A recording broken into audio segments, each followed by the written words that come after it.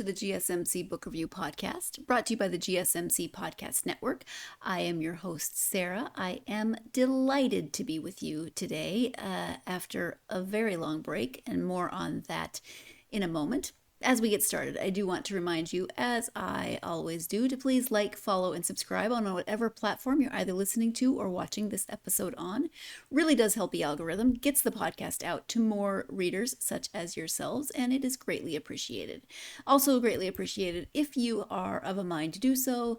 You can go to gsmcpodcast.net and leave a tip, a donation, a holiday gift, if you want to call it that. This helps not only my podcast, but the network as a whole, and again, greatly appreciated. No matter what form of support you give this podcast, whether it's just tuning in regularly, whether it's liking or leaving reviews, or just hovering in the background, quietly cheering me on, I so very much appreciate it. If you've been with me from the beginning, if you're just now finding the podcast, welcome. So glad you're here. So appreciative of your support. Again, if you do want to donate, you can go to gsmcpodcast.net. How was your December? I haven't seen you, you know what I mean, since November, when I should have put this episode up 2 weeks ago. I was in the process of getting the interview was done. It was the day of getting everything finalized. The episode had been edited. It was ready to do what I'm doing right now, which is recording these parts, adding in the interview parts, getting it all ready. And my computer said, you know what? I don't think you've been challenged enough lately. And it said, no, thank you. Goodbye. And crashed. And I worked very diligently to get it back up and running, and I had to eventually take measures where I've learned more about the internal workings of my computer than I ever wanted to know. And I like learning things, but I didn't want to necessarily learn these things right now. Got everything back up. I had to reinstall Windows, which means I had to start from zero. Thank goodness I back a lot of things up, although there was a scare with finding this interview. And I thought everything was going well, and my computer said, no. That was good, but we can do better. We can challenge you more. And so that was last week. And now here I am again. And this has actually been a process even tonight. My computer's working great. I think I figured everything out. But in reinstalling software and editing things, technical term, right? It's been a process. So this is not the first time I have done this recording. This is not the second time. We're not going to talk about what today has been like. And I'll stop boring you with my technological melodrama. But it has been a challenge. And I am really hoping that this is the time that this works. Fingers crossed. Everything's looking good so far. But you're here to listen to an author talk about her book, right? And that is awesome because I have Ursula Werner joining me this week to talk about Magda Revealed, and I want to tell you about this book. So let me give you the description. What would Jesus do? This wry, irreverent, fictionalized account of his life and ministry, told from the perspective of disciple Mary Magdalene, will implode everything you thought you knew. Jesus Christ, Yeshua to his friends, is not happy. 2,000 years after his death, he sees Earth heading toward oblivion. Ever eager to save humanity, he asks Mary Magdalene, Magda, for help. It's time to tell the real story of our time together, he says. Time to correct all the misinformation, misogyny, and lies spread by Peter, Paul, and the Roman Catholic Church. Still pissed that she's been called a whore for almost 2 millennia, Magda resists. But ultimately, out of love for Yeshua, reluctantly agrees. Through Magda's words, Yeshua, to most today a symbolic, practically mythological biblical figure, comes back to life as a man of flesh and blood, one wholly devoted to spreading his message of radical equality. Magda tells of her travels with Yeshua and his followers around Galilee, where they are menaced at every turn by Roman rulers. She relates tales of miracles and murder, jealousy and acceptance, misogyny and female empowerment. She describes her relationship with Yeshua, clarifying centuries of speculation about whether or not they were in love. And painfully, she reveals the truth about who orchestrated his death. But Magda's narrative does not end there. Her life with Yeshua has taught her that she has more strength than she ever imagined, and she begins to tap into a spiritual power that is uniquely her own, the power to connect people. Magda's true role in the history of humanity, it turns out, is just beginning to unfold. And so, again, that is the description of Magda Revealed. If you have been listening to this podcast for any length of time, you know this book is right up my alley. You know that I have a Master's of Divinity, which still makes me laugh that that's what it's called, a Master's of Divinity. I have a degree in theology. And this book is right up my alley. This is the kind of stuff in college, my undergrad, history major, women's studies minor. So these kinds of stories, historical fiction, biblical fiction, pretty much my jam. And Ursula does such a wonderful job of humanizing not only Mary Magdalene, who has had a very undeserved reputation for a couple thousand years, but humanizing not only Mary Magdalene, but also Jesus. And everybody has a different idea and understanding of Jesus, and that's great. That's what makes life interesting, is everyone has a different relationship, a different understanding maybe. And but this book might give you new perspective. It might be a way to re-examine that relationship. Not saying that you need to re-examine that relationship, but saying that it might give you a different perspective, looking at the human side of Jesus through the eyes of Magda and through their relationship, their friendship, more than friendship. And I just think it's a really good way to re-examine what you think about whether you believe that Jesus is the Son of God, whether you believe Jesus was merely a really cool dude, might give you some new perspectives. At any rate, I'm going to stop talking and let Ursula talk about this book. Again, the book is called Magda Revealed. The author is Ursula Werner. Hi, Ursula. Welcome to the podcast. Hi, thank you so much for having me. I'm excited to be Thank you here. for being here. I am excited to talk to you about Magda Revealed, your book. But before we do that, if you would just introduce yourself so my listeners can get to know you a little bit.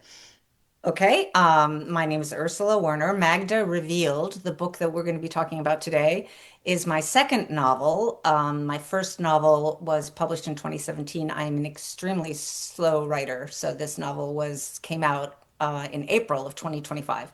I am by training a lawyer, but I always wanted to be a writer. So for anyone out there who really wants to be a writer but doesn't dare do it, just hopefully you can take heart from the reality that I did not publish my first book until I was 50. So, late bloomers. Yeah. And I'm Hey. not sorry. I'm not sorry for my law degree. Never have been. I still practice a little bit of law, and I'm just grateful that it's one way to make money. Yeah, and Um, some things happen when when they're meant to happen. Sometimes things just fall into place at exactly. times we're not expecting. So, Right.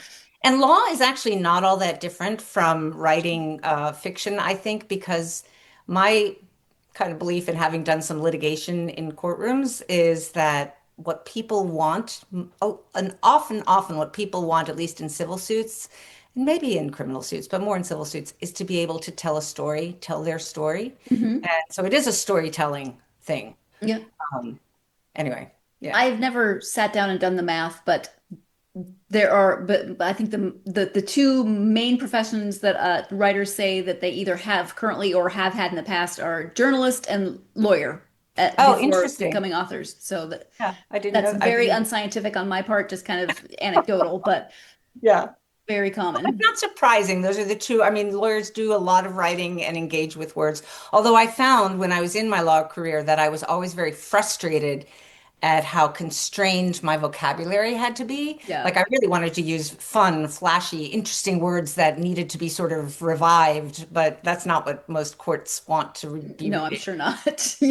But can you give an overview of Magda Revealed? Yeah, Magda Revealed is well, it's basically the story of Jesus, plus a little bit after Jesus. This is not a giveaway. Spoiler alert: Jesus dies in my book, so I also continue a little bit after his death. But it's the story of Mary Magdalene's life. But mostly it starts when she meets Jesus. So it's largely focused on his ministry. And I would say what probably makes it unique is A, that it's told from her point of view. And she has a somewhat different story from what a lot of people would come to expect of the story of Jesus. She takes issue with a lot of the things that people would accept as doctrine, especially the Catholic Church. Hmm. And so there's an irreverence about Magda, and certainly about Magda Revealed. Yeah. And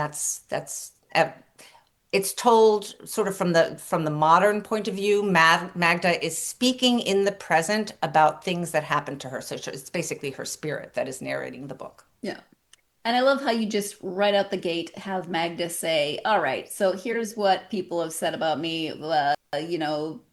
Pope Gregory just got confused because there's so many Marys in the Bible. I mean, 90% of the women in the Bible are unnamed, and the other 5% of the named ones are Mary. Yes, exactly right. Exactly right. And yet, there are a lot of there's some repetition in the men's names too, and Yep. Gregory was totally able to keep those guys straight. So I Yeah. think it was the woman thing Yeah. that made him trip up because he was a monk for many years before he became pope, so he just didn't get the women that Right. they're terrifying. And we Right. are. But he's the one that first said she was a prostitute because, that line says a woman of the city. That's Mhm, and we've mhm. decided, oh, clearly she must have been a prostitute. Right, right. He just basically conflated all the Marys and the woman who was washing Jesus's feet with her hair and the woman who had stones thrown at her. He kind of conflated them all. And it's actually a really great story, right? Like to have a character in the New Testament or interpret a character in the New Testament as a prostitute who through Jesus repents and comes to a more holy way of life. So it Right. really served its purposes. It's just not true though. As a Right. lawyer, I think she should bring a libel suit, but statute of limitations. I mean, they're both dead, so it's possible, I think, right? I mean, I think, yeah, it probably should have been brought like 2,000 years ago, and no, 1400 years ago. Yeah, There's no problem. something. But all right, I admit, I like the idea of Mary suing Pope Gregory, taking Pope Gregory to court, doing something in celestial court to deal with this malignment of her character, of her reputation that has been going on for 2,000 years. If somebody wants to write that book, I will read it because that would be awesome. I don't know what that celestial court would look like, but yeah, or she at least needs to have words with that man because just because he couldn't keep his Marys straight does not mean that she should have to be a prostitute for 2,000 years. Come on.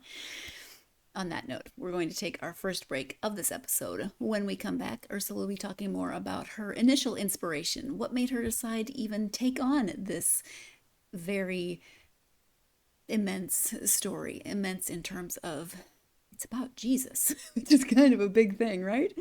You are tuned into the GSMC Book Review Podcast, and I'll be right back. Mm-hmm. Mm-hmm. Mm-hmm. Let's go. I wake up to a little bit of drool on my pillow, feel like it's gonna be a bad day. Yeah, I'm tired of shit, and the coffee ain't hit yet, damn, ain't that great. I don't wanna go to work, cause my boss is a jerk, and I'm not even that paid.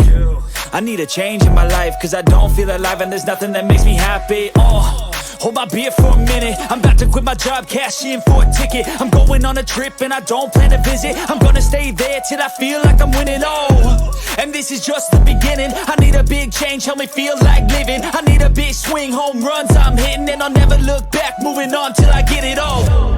And we all got dreams, we all want things, but what you gonna do for it? How you gonna move for it? What you gonna be? And do you believe you can do anything? Welcome back to the GSMC Book Review Podcast and my conversation with author Ursula Werner. Your second and final reminder of this episode that if you would like to help out in a monetary fashion, you may do so by going to gsmcpodcast.net. You see that link playing in the video next to me. You also are going to see it scrolling along the bottom. So if at any time you need a reminder of what that link is, it plays throughout the entire episode. So gsmcpodcast.net. Thank you, thank you, thank you for all of your support. Greatly appreciated. Before the break, we were talking about how Mary Magdalene, Magda, came by her current reputation and possibly having some words in the afterlife with Pope Gregory. I wouldn't blame her if she did. I would be very annoyed with that man myself. But let's go ahead and return to the conversation with Ursula. What was your inspiration to write Magda's story? It's a weird inspiration, and I'm kind of glad you started with Pope Gregory because I am a little bit guilty of the same thing he did. Mm. I went, I had just, I think I was still writing my first book, and I went to have a pedicure. A friend, I had never had a pedicure before my mid 40s. I know, Mm-hmm. shocking to anybody, any woman today. And a woman gave me this gift at a nice spa, and as I was being, my feet were being washed and taken care of, I kind of let my mind wander, and I thought, wow, this is just such a spiritual gift. I mean, maybe not in the context of a pedicure and a spa, but in general, if you think Right. about, and my mind did go to, at that point, not that it normally does, but it did at that point go to like Jesus, because that's the only situation that I really knew of from Mm-hmm. my Sunday school that people washed each other's feet. And I thought, you know, it is a very generous, kind, spiritual thing to wash someone else's feet. You know, you're dealing with a pretty dirty, certainly in the first century, part of their lives, and Mm-hmm. even in modern day, maybe, and you're part of their lives, part of their bodies, and you're kneeling. Um, so anyway, I was ruminating on that, and then, truth be told, I too, because I was thinking about the New Testament while I was Yeah. sitting there, conflated the woman who washes Jesus's feet, and Mary Magdalene. I sort of thought that was Mary Magdalene, wasn't it? And then I looked it up in my Bible, and not that I had a Bible then, but I kind of Right. online. Like I'm not, people will not be surprised. People who read the book will not be surprised to realize I'm not a super religious person, although Mm-hmm. I do consider myself spiritual. Um, I looked it up and she wasn't, in fact. And then because I too believed what the church had me believe up until 2016, that Mary Magdalene was a prostitute, I thought, wait, it doesn't say anywhere in here that she's a prostitute. Nowhere in the New Testament is there any statement about that. Yeah. And so that kind of launched, because I've always had a feminist bent, the sort of righteous indignation that, you know, well, what else might be wrong in the story of Jesus? And Jesus actually as a figure has always fascinated me. Yeah. I know he existed. You know, it's clear from Roman records that he existed. The man existed, the man was crucified. But, you know, other than that, the only things we really have to go on are things from the New Testament. Mm-hmm. And even the New Testament is a compilation of books that the newly developing church was choosing and discarding others. So it's Yeah. a very select view of what Jesus's life, what the stories of Jesus's life were. Yeah. All of that, like I went into a big rabbit hole of the historical Jesus. And I guess it all started with the pedicure. Yeah. Nice. Well, that's a good place for it to start. Mhm. What about Magda do you think will resonate with readers? Um, well, I like I was just talking to someone recently about this piece of Magda that she has a very snarky, irreverent voice. You hear that from the get-go of the book. Mm-hmm. And so if listener, you decide to buy my book and sort of open it and read the prologue, and you do not like the voice that you're hearing, then you should not continue. Yeah. Because Yeah. that's kind of, well, you could if you want to. I mean, I would encourage you to, because maybe you will find some things that interest you about what you thought you knew about Jesus. Um, but I would say for me, that's what interested me about her was, and I heard that voice. That was the voice of her that came to me when I considered writing. It was not irreverent. It was not a, you know, I'm gonna just toe the line and be the nice first century woman who doesn't rock the boat. It was the voice of, huh, is that really right? You know, it was someone who takes issue with what she's been told she should be silent about. And I feel like both women and men anyone who believes that there might be a story other than what conventional society tells them, who believes that there might be voices that have been silenced, Mm, they, I think, would like to hear what Magda has to say. And not just about Jesus, but, in any other context. yeah. Um, Besides the snarky voice, which I personally love, what do you think will surprise readers? Um, I think they might be surprised by the vision of Jesus that I present. Again, for me to sort of even begin writing this book, I had to really think about who did I think Jesus was? And that for me wasn't really a question of do I think Jesus was a man or do I think Jesus was a man but God made into a man? Because for me, both of those questions end up being the same thing. Mm, Because I haven't come out one side or the other on whether I believe Jesus was God incarnate. But if he was God incarnate, then my theory is that God, after all those years in the Old Testament, after God made man and they disobeyed and he got rid of them or some of them through a flood and they mm, disobeyed again, that like after all that time he's looking at us and he's like, what is wrong with you people? What is the problem? Why can't you get the spiritual message I've been trying, the rules I've been giving you? So the best way in my mind God decides to do this 2000 years ago is to send himself, if we think that he was in fact Jesus, to put himself into human form, mhm. absolute human form, and experience what it's like to be human. And so my Jesus that I present in the book is very, very human. Oh, hello, puppy. He Hello, he they say. he loves food, he loves wine, he burps, he farts. I think some people would both be surprised and possibly turned off by that. Mhm. He has sex, Yeah. actually, which I mean, I don't really want to give anything away, but I sort of take issue. This is sort of for me one of those issues that I feel like the church has created for society. Like, I personally don't think that a God-given instinct for sexual reproduction or sexual pleasure is wrong or Hmm. sinful. That's Right. my personal belief. Yeah. And so it's very odd to me to have a Jesus, if he were God, who would somehow condemn or think of as sinful a sexual instinct or acting on that instinct if it was in the context of a marriage, a monogamous relationship.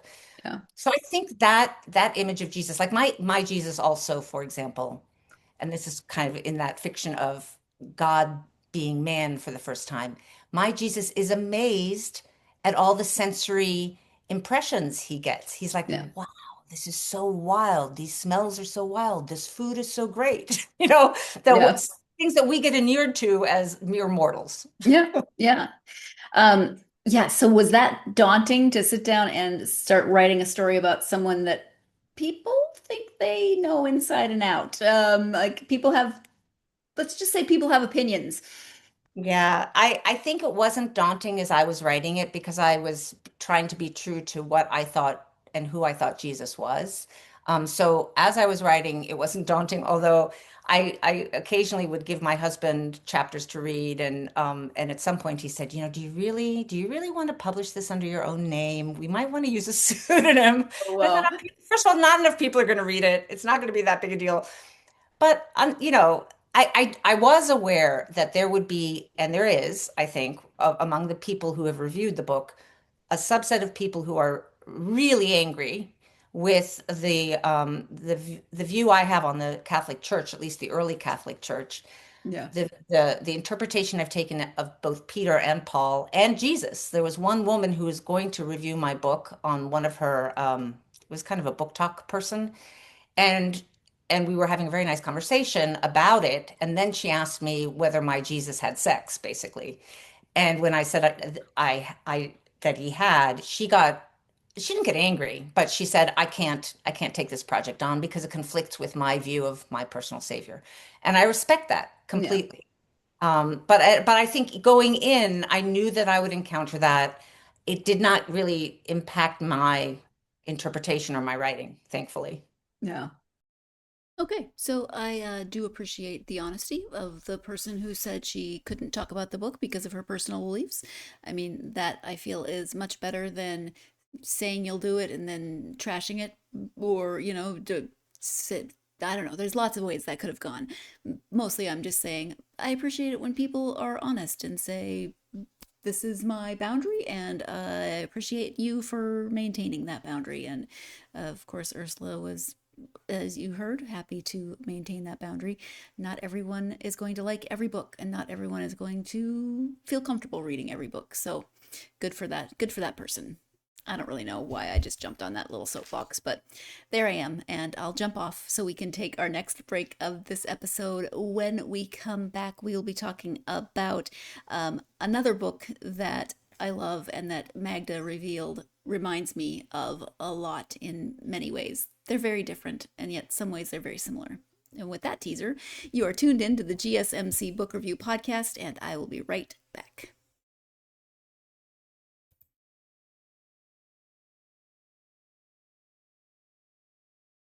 For the best and latest podcasts available anywhere, go to the podcast app on your cell phone and type in GSMC to access free content-rich podcasts on health and wellness, book reviews, sports, entertainment, relationships, social media, movies, technology, finance, and even weird news. Subscribe and download the GSMC Podcast Network's family of shows, available everywhere podcasts are found. What was your inspiration to write Magda's story?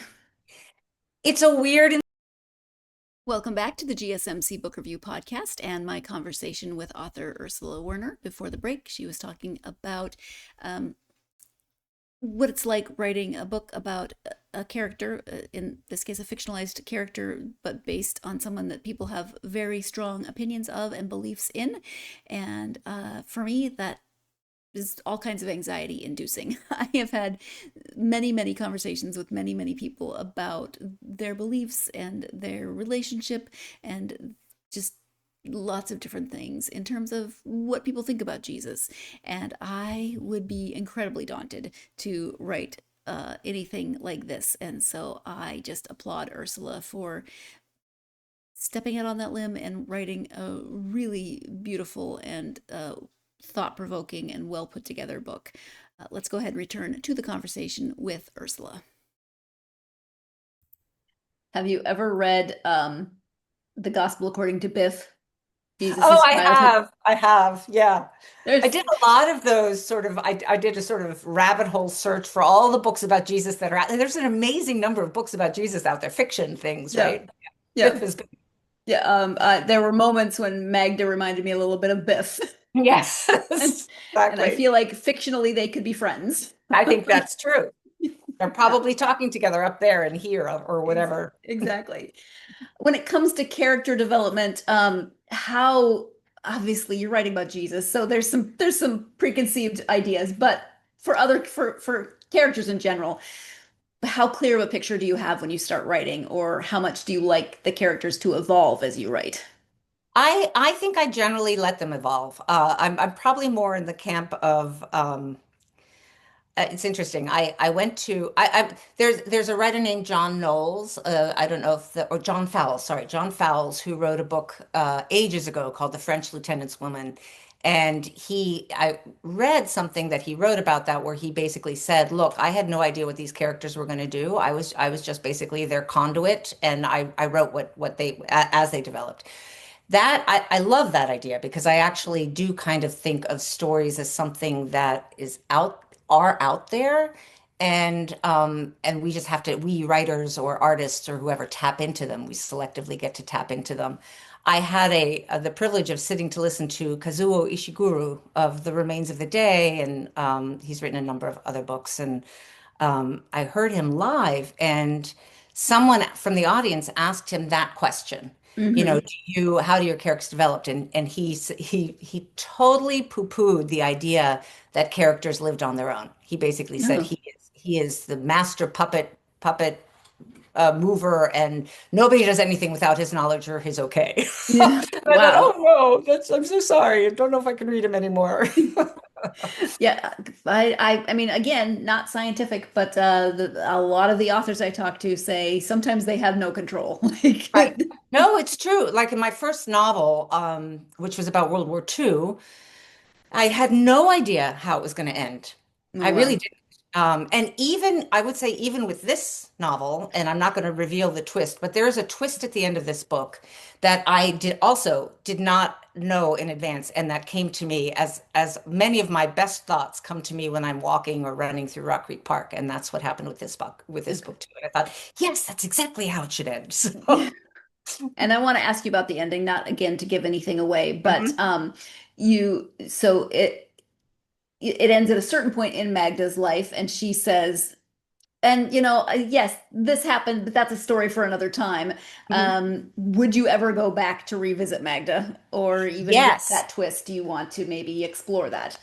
Absolutely, with a twist. I don't think that I would go back to fill out the rest of her life to see what it actually played out like. To sort of, there's like a paragraph in the epilogue where basically she says, "Well, this is what happened, this is what happened," but that's Right. not kind of what's important.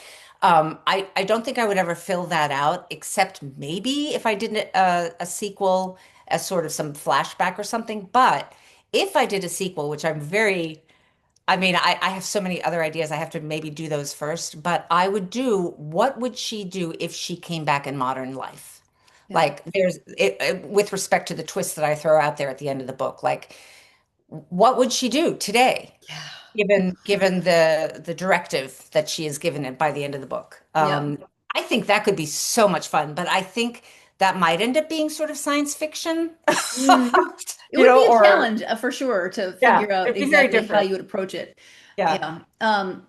Part of Magda's character is that she does anointing, and that's Mhm. part of her own spirituality. So can you talk a little bit about that part of her personality? Yeah, I think the anointing idea actually came to me during COVID. Um, I was really, really aware of how, I mean, obviously everybody, this is not new. Everybody who went through the pandemic experienced it, right? Like the importance of touching people. I'm a hugger, so I Hmm. have that. But the importance of being able to touch someone just Yeah. as a kind of human connection, with respect, obviously, and Yeah. then that's Yeah. also something that comes out of the Me Too movement. Like I both from Me Too and COVID, I was like, oh. I get it. I get like we have to be respectful about how we touch each other, but the best kind of spiritual touch, like where we're really touching someone, holding their hand or, giving them an embrace out of love or support, that's that is a way of communing and connecting with people on a spiritual level that few other ways can approach, right? Hmm. Like I mean, sure, we can talk to each other and offer words of support, but there is something else, I think, that we give each other when we are able to support each other sort of physically, Yeah. like, through an embrace or holding a hand.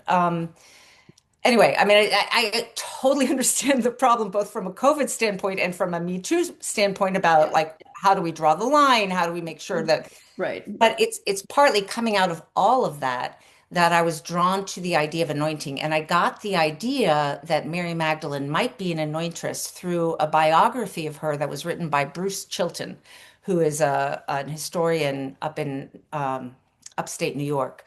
And he has written a biography that's just called Mary Magdalene, a biography. And he basically posits that she was an anointress. And it was through that book and then also sort of doing a bit of a research dive on Jewish women in the first century that I realized that and for people who don't know what anointing is, it's basically like massage, but it's like rubbing a body with oil.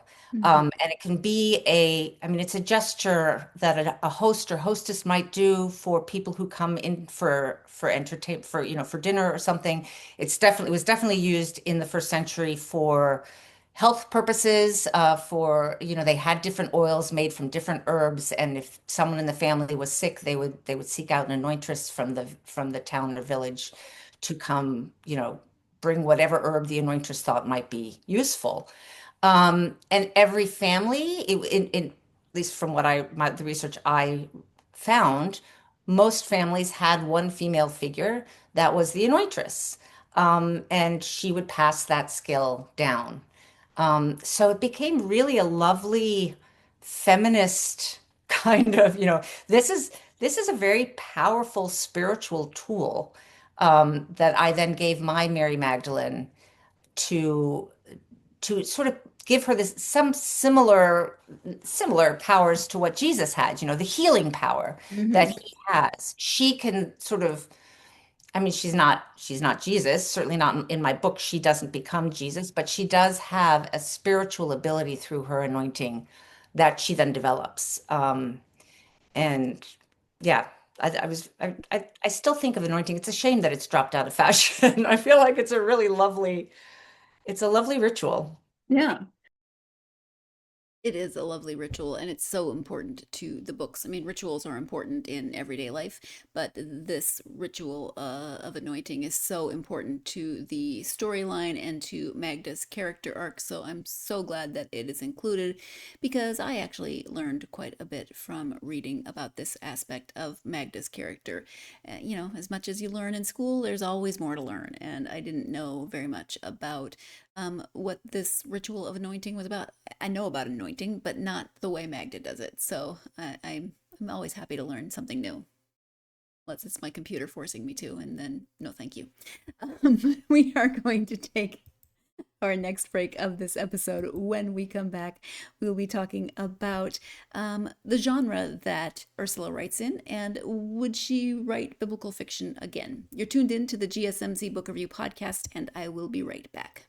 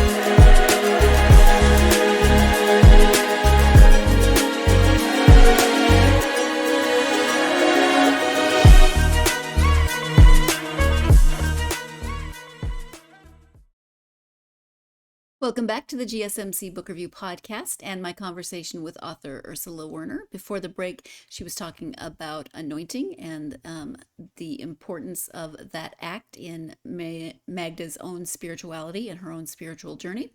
Let's go ahead and return to the conversation with Ursula. You said your first novel was about World War II. This obviously is a very, very different. Yes. So kind of specific in terms of thinking about Jesus' feet being washed and the significance of that. Would you write other biblical fiction, do you think, or is this more of a one-off? I think it's probably a one-off. I think the only similar thing about another book I might write that would have, I'm very interested in the stories of women characters in popular stories where it's basically featuring a male character, Mm-hmm. right? So I'm drawn to any of those Greek mythology retellings that people do, or for instance, a book like Hamnet, where everybody knows about Shakespeare, but nobody knows about Shakespeare's wife. Yeah. And so you can posit either a real or a fictitious person and basically tell a story from a woman's point of view. Those kinds of things fascinate me. But before I even started writing novels, I have a whole small chapbook of poetry called Rapunzel Revisited, and it's basically that fairy tale heroines, really, telling the story from their point of view. Mm. So, in that, like, here's an example that Rapunzel in my little collection of poems is an alcoholic. She Mm. is in rehab, And so she was stuck. She was drinking up there in the tower. She was stuck, and she basically got angry one night when she was drinking and cut off her hair because the prince had a rescue fantasy for her, and she just gets really, really angry and blah blah blah, that sort of thing. So Yeah. I'm very drawn to the story within the story that hasn't been told. Yeah. Yeah. As you were But talking about that, I want to know about all of the Disney moms who are no, they just don't exist. Like they're all dead. yeah, yeah, exactly. Well, that's true. They are. I mean, the women, they can't, they're useful for being young and pretty. They're useful for giving babies, and then they're gone because they're no Yeah. more use. Or they become witches. Or they're the Right? evil stepmother or the witches. Right. Yeah, Right. exactly. Yeah. Yeah, it's a good entry point for a lot of different stories. I mean, that being said, the novel I'm currently working on is not that. It's a mystery novel of Okay. sorts. So yeah. Which So was I the know that's exact segue I was about to do. So is there anything you want to say about the one you're currently working on? Well, I can say this. It is similar to what I was just describing, the voices that aren't heard. It's the story of an alcoholic woman. And, for anyone who has ever read anything about me online, they will know I am an alcoholic in recovery. I just got 20 years of sobriety, which I'm Wonderful. really happy about. Hmm. Um, but I have spent time with other alcoholics, and I had one of my sponsees die, and I mean, many people I've known over the many years. Obviously, alcoholism kills people. But I think the very sad thing about that is that when people die of alcoholism, that tends to be the only thing that people remember about them. Right. So there is what I would love to do in this book is make quite clear in a way that I don't think the memoirs and I mean the few fiction books that are out there about that, they don't really make clear how difficult that struggle is to, what it entails inside the person when they're trying to battle that demon of alcoholic craving. Um, and also to demonstrate that despite the disease of alcoholism that these people might have, they are still people and they Yeah. still can be very interesting. And it's just a tragedy, Right. that Yeah. they have this disease that kind of hijacks their brain and they can't find their way out. Right. So and the mystery part is because I thought, well, that sounds kind of like a downer. I need to sort of make it a little more interesting. So it will be unclear whether my main character died of drinking or whether she died because someone killed her. Okay. Yeah, But yeah, to see the whole person and not just the reductive exactly. aspect of, well, this person was an alcoholic and Yeah, that's the only thing that gets mentioned. right, right. Yeah. Yeah. So that's actually sort of it's kind of something I'm doing in my own mind as a gift to the children of the woman I knew to remind them that who their mother was because they were both very young when she died. Yeah. So but then I really, really, really want to write a time travel slash futuristic multiple parallel universes novel. So I don't know what that's going to look like, but that's somewhere. So you Coming. are not sticking with one genre. No, no, too many ideas. Yeah, I Too love much it. fun in his brain. Yeah, yes. So have you, obviously you wrote as a lawyer, but fiction writing is different, as you know, but have you always wanted to write fiction? Have you always kind of like written down ideas, or how did that look for you? I have always, always wanted to write fiction. Yes, definitely fall in that category. But when I first, so I majored in English, got a graduate degree in English, then tried to get a job in publishing in New York. And although I could have, there was no way that I could afford to live on an entry-level publishing salary. So I had no other form of income. My parents couldn't support me additionally. Like I have no idea how people actually do that.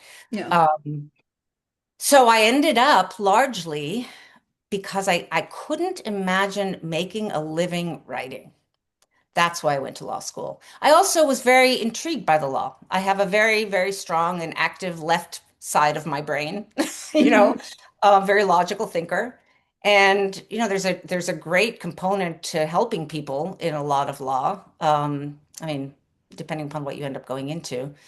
And yeah, so I did law for many, many years. And I think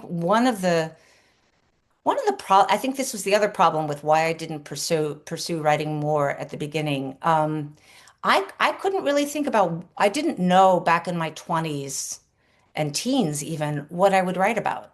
Mm, And I don't know whether that's just a lack of experience or a lack of trust in myself, because now I can't stop thinking about things I want to write about, yeah. and I just feel like I don't have any time. So, well, that's an interesting development. Maybe it's just a sign that I'm where I'm supposed to be. Yeah. Yeah.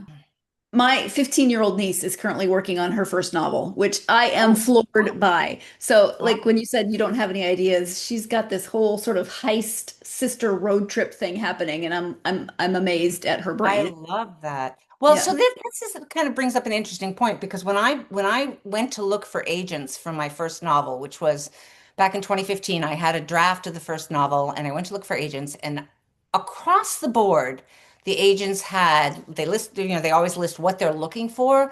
Almost across the board, they said not accepting romance, fantasy, science fiction. Oh, No one was wow. accepting this.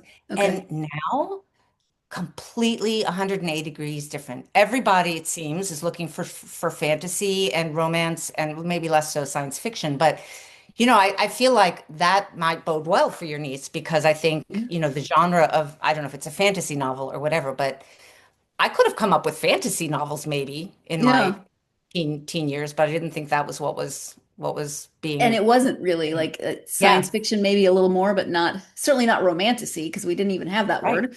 Um, right, right. yeah. No, I mean, except for Harlequin romances, which, Well, yeah, yes. But very even different. Harlequin, there wasn't like the interspecies combinations that authors are coming up with. I sometimes think Exactly, I have exactly. questions. Yeah, Um, I know. so yeah, definitely times change, and who knows what. It makes me like, it's a whole different conversation, but it makes me wonder what is going on with our reading, with the reading public, right? Like, why is it that we're now drawn to these things and weren't drawn to these things before? It's fascinating. Yeah, it is. And is it because there's been a shift in marketing, or is it because Yeah, of social media? And so yeah. things are, I would think that there's something about the social media involved, yeah. but yeah. Yeah, do And not I'm not tick gonna, off the book talk community. It just right, don't. Just, right. um, No, exactly. We love the book talk community. we Yay, do. them. Yes. We appreciate their efforts. Yes. Um, I do actually find it quite interesting, fascinating, whatever adjective you want to use, how social media has really changed the way we read. I very much appreciate that authors who didn't always get highlighted before social media now are highlighted and you can find them. Is Book Talk or any other social media book group always perfect? No. Are there times when I find it a bit problematic? Sure. But by and large, I am very grateful for the creators who promote and highlight their favorite authors and books that they love, because that's the way that we learn about things that we might not read otherwise. So I am grateful for the book talk community and anyone who promotes books and anyone who tells me about books that they love. I mean, talk to me about books and I'm usually pretty happy. Let's go ahead and take our last break of this episode. When we come back, Ursula's advice for aspiring authors. You're tuned in to the GSMC Book Review Podcast, and I'll be right back.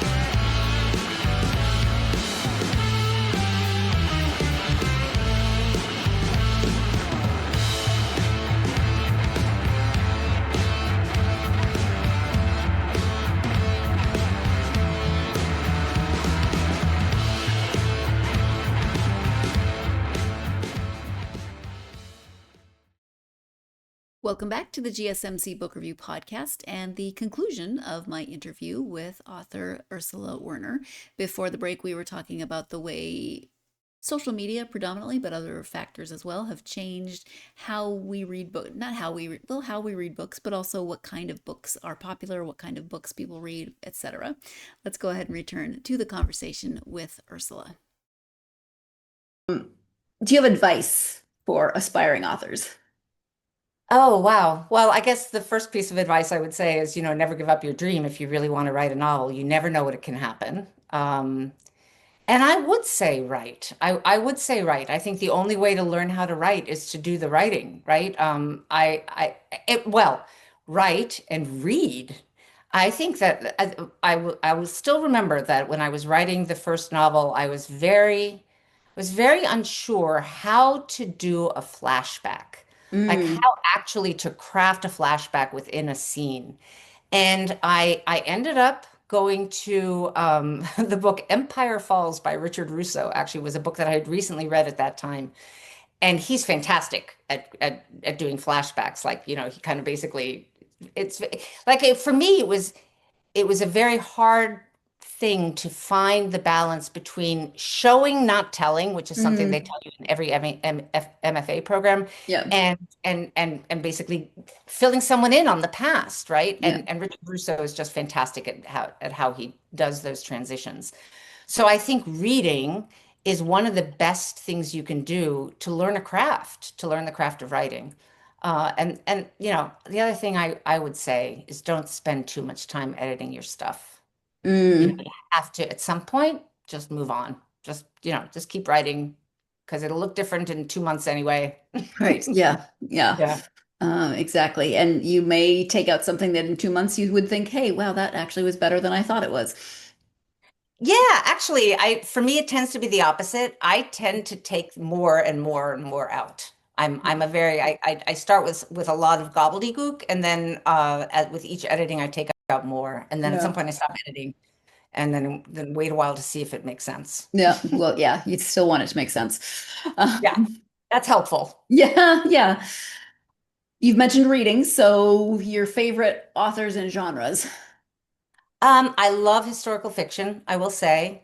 And I would say that until the latest, I mean, it wasn't that recent, but Wallace Stegner, I don't know if you heard about the sort of big brouhaha about the writing of Angle of Repose, which Mm. was my favorite book. I love the book Angle of Repose, but then it was revealed somewhat, I think it was in the past 5 years, that a lot of the journal entries from that we thought he made up in that novel were in fact taken from the journal entries of a real life person Oh, wow. that he never credited, and they were almost verbatim. And so that's sad and difficult, and Yeah. but I still think he's an extraordinary writer.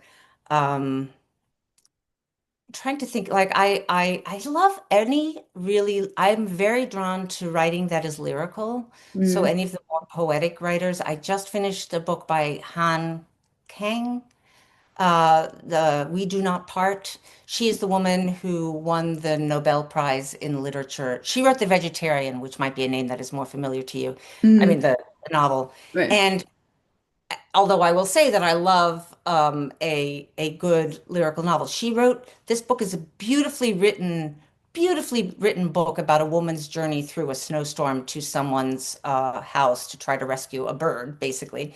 And that was basically all it was. And I was so frustrated by it until I stepped out of the book and I did a little bit of reading about what she was writing about, and then I was able to appreciate all the different layers that of meaning that were going into the snowstorm, basically.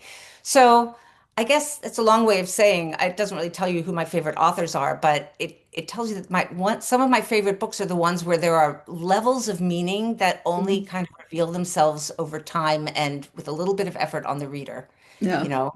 Even though sometimes they really piss me off. It's like I don't want to have to do that much work to read. Right. Right. But those are the books that I admire. Um, They and tend to then be the ones that stick with you. they do stick with me. And then I also admire, but from a very different standpoint, from sort of a wordplay standpoint, I admire writers like Michael Chabon, like I read the book Cavalier and Clay Mm. ages ago, also an old book. And I was blown away, and Jonathan Franzen can do this too in some of his novels, by their facility with the English language. I'm like, where do you come up with these words? Like, how do you even know they exist? You know, I had not looked up as many words in the dictionary, and I thought I knew words pretty well, you know, Hmm. and how can he have them just at his fingertips? I can't Yeah. read too much of books like by people like that because it just, makes me feel very distressed. Yeah. I As can a see writer. that. Yeah. I love words just so I can understand, but Yeah, yeah, if there are too many that I don't know, then I get obsessed with finding out what they mean and then I lose the whole plot. right, Um, right. That's yeah. true. Um, Kind of my problem with David Foster Wallace and his footnotes, like all the footnotes that he drops in his books. I'm like, right. I can't read the footnotes right now. Right. Put them at the end, make them end notes because then maybe later. Exactly. Because if Exactly. it's a People footnote, want to I read. feel like I see the number and I have to go down and then I come back Mhm. up. And they're very entertaining footnotes. It's just they should be footnotes. Yeah. Yeah. Yeah. If people want to know more about you and the books that you've written, website and any social media that you're active on. Yeah. I have a website, Ursula Werner, UrsulaWerner.com. That also has links to all my different uh, social media presence. I will say that my greatest, the place I tend to do, because I want to write and because I don't want to spend a lot of time updating my social media, I'm not Mhm. very good unless I'm about to come out with a book and I'm trying to drum it up. But Yeah. I know I should be getting better because that's how people sort of market themselves. But I probably post more on Instagram than anything else. Hmm. Haven't done so for a while, but my website is definitely something where I will post things. And I have a little blog. That's actually another place that I occasionally publish things that I'm thinking about. Yeah. Like, I'm putting together a blog post about my dogs, actually, and Nice. Yeah. what it's like to try to meditate when your dog is knocking onions off the counter. Wonderful. Things like that. Yes. Ursula, is there anything that we haven't talked about that you might wanted to make sure you highlighted at this time?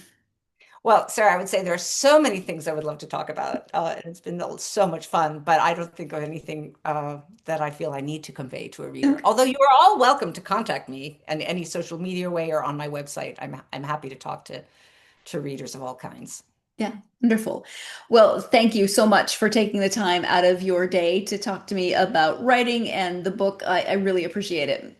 Oh, you're welcome. Thank you so much for having me. It's been a real pleasure.